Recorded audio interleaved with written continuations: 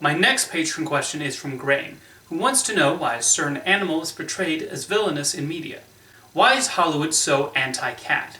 Oftentimes in children's media, whether it's books, movies, or especially animation, cats are almost always portrayed as the villains.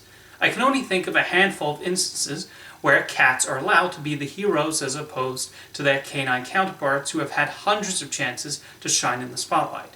Why do you think cats are so often portrayed in such a negative light in media? That's an interesting question.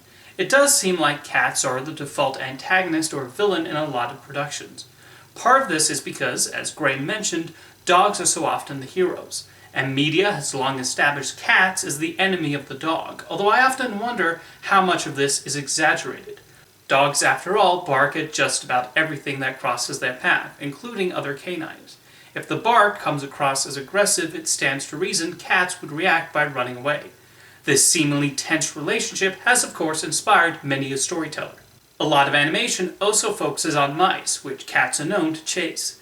Tom and Jerry is definitely the most famous example, and more often than not, we're meant to root for Jerry the mouse and hope Tom does not catch him.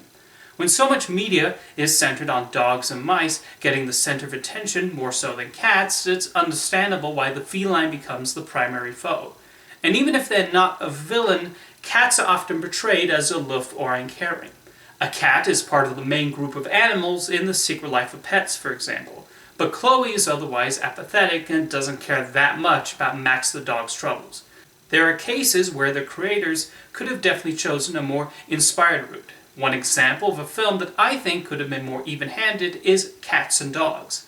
An action comedy about cats and dogs competing with one another to become man's best friend is a really promising idea with a lot of funny and even satirical avenues the filmmakers could have gone down. However, the movie takes the stance of the dogs as heroes while the cats concoct evil plans to take over the world. Imagine if Cats and Dogs chose to really explore what makes cats and dogs tick and why some pet owners gravitate to one over the other. But maybe I'm asking too much from a silly family comedy. Another common trope is the human villain having a cat companion to pet and stroke while they reveal their dastardly plan.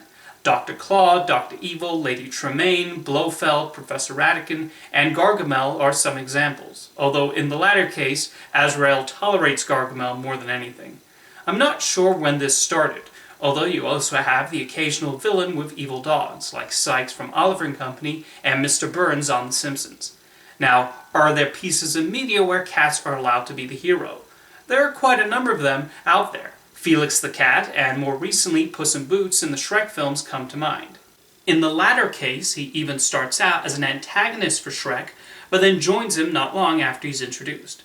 Interesting enough, Disney has had a decent amount of friendly and heroic cats in their films. The Aristocats, Sergeant Tibbs in 101 Dalmatians, Oliver from the aforementioned Oliver and Company, Figaro in Pinocchio.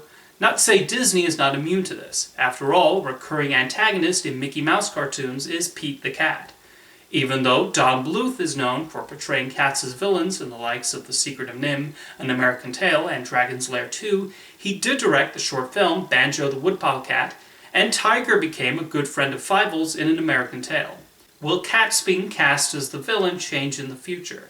Probably not, as portraying them as such seems to be ingrained in popular culture. However, it would be nice to see cats and dogs portrayed as working together more. Maybe a story where cats and dogs team up to defeat a common enemy. Has anyone ever done something like that? I'm sure such a concept has been explored somewhere. Anyway, what do you think about the portrayal of cats in media? Let me know in the comments, and thank you for your question, Grain.